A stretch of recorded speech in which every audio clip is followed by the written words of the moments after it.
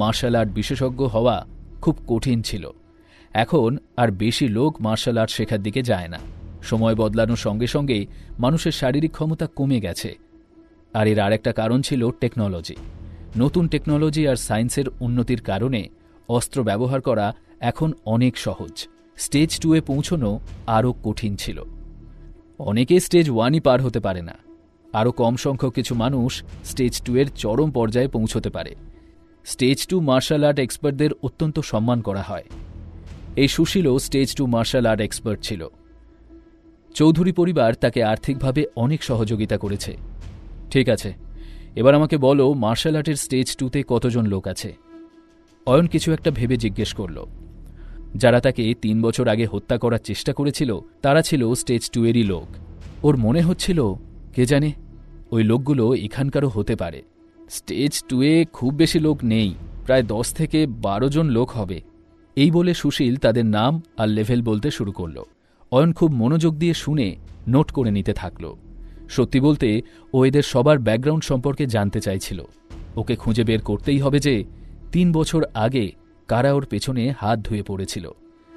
হ্যাঁ, যে লোকটা মিস্টার সাঁতরার সাথে ছিল সেও স্টেজ 2-এ ছিল, কিন্তু আমি ওর লেভেলটা জানি না।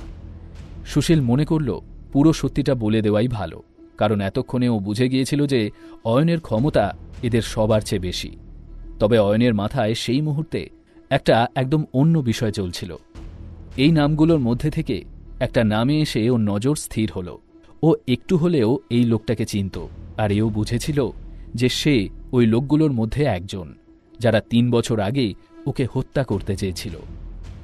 অয়নবাবু, আমি যা জানতাম সবই আপনাকে বলেছি, ধন্যবাদ। আচ্ছা, আমি কাজ দেব তোমাকে, তুমি কি সেটা করতে পারবে?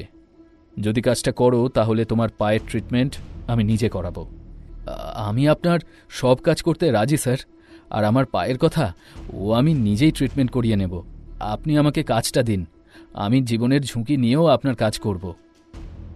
আমি চাই তুমি এই অক্ষয়ের সঙ্গে বন্ধুত্ব করো। ও একজন মার্শাল আর্ট এক্সপার্ট, আর আমার ওর সম্পর্কে কিছু তথ্য দরকার। এইটুকুই হয়ে যাবে স্যার, চিন্তা করবেন না। আমাকে শুধু বলুন আপনি ওর ব্যাপারে কি জানতে চান। সুশীল অয়নের জন্য সবকিছু করতে রাজি ছিল, যাতে ভবিষ্যতে তার যদি কখনো অয়নকে প্রয়োজন হয় তবে অয়নও যেন তাকে সাহায্য করে।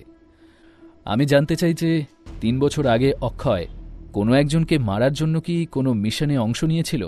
যদি নিয়ে থাকে তবে ওর সাথে আর কে কে ছিল।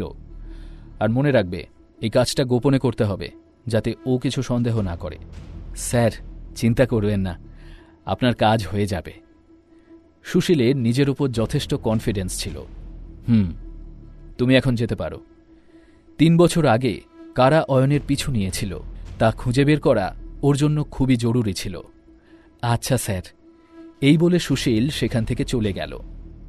এই অক্ষয় মার্শাল আর্ট ক্লাবের সবচেয়ে পুরনো সদস্য ছিল। 3 বছর আগের ঘটনায় যদি সত্যিই অক্ষয় জড়িত থাকে তাহলে সে অবশ্যই বাকিদের নামও জানবে। আর সুশীল অক্ষয়ের সাথে বন্ধুত্ব করলে সেই নামগুলো অয়নও জানতে পারবে। অয়ন যখন এসব ভাবছিল ঠিক সেই মুহূর্তেই অস্মিতা তার রুমে এলো। অস্মিতা, তুমি কি শ্রেয়ার বাবা মা সম্পর্কে কিছু জানতে পেরেছ? এখানে পৌঁছানোর পর অয়ন অস্মিতাকে শ্রেয়ার বাবা মায়ের বিষয়ে খোঁজ নিতে বলেছিল।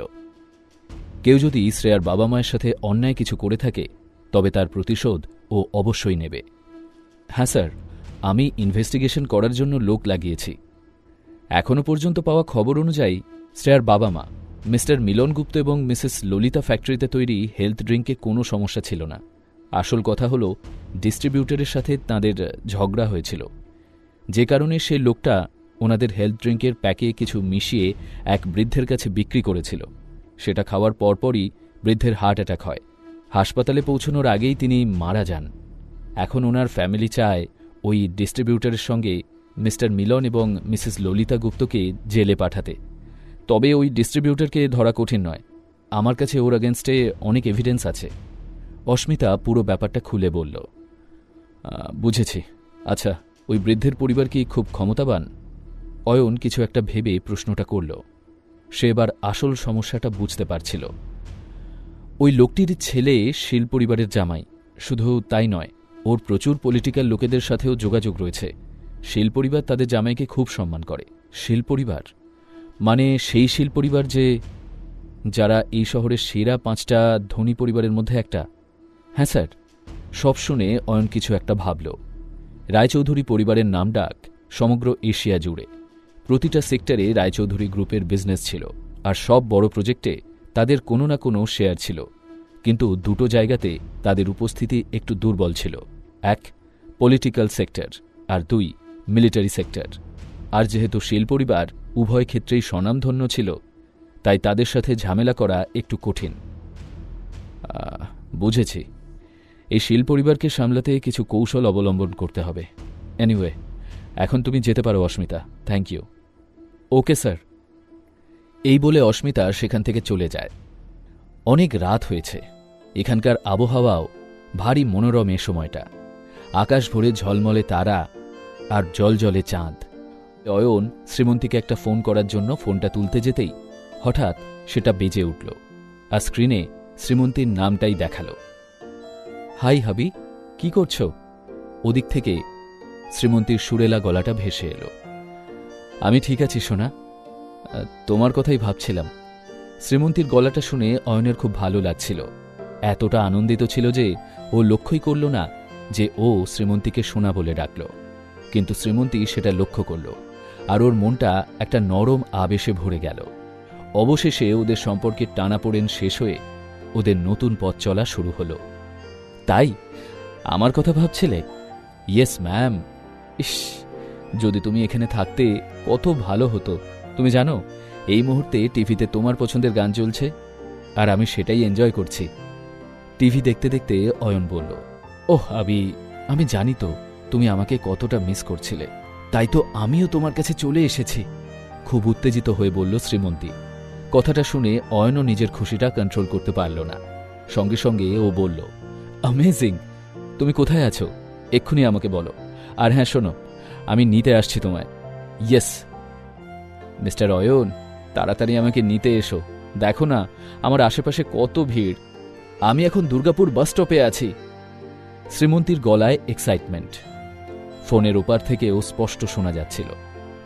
শ্রীমন্তী অয়নের কাছে যত দ্রুত সম্ভব আসতে চেয়েছিল, কারণ সে অয়নকে নিয়ে বড্ড টেনশন করছিল। ওর মন ভীষণভাবে অয়নকে সামনে দেখতে চাইছিল। শুনতে থাকুন এই গল্পটি শুধুমাত্র পকেট এফএমে। লিঙ্কটি রয়েছে ডেসক্রিপশনে।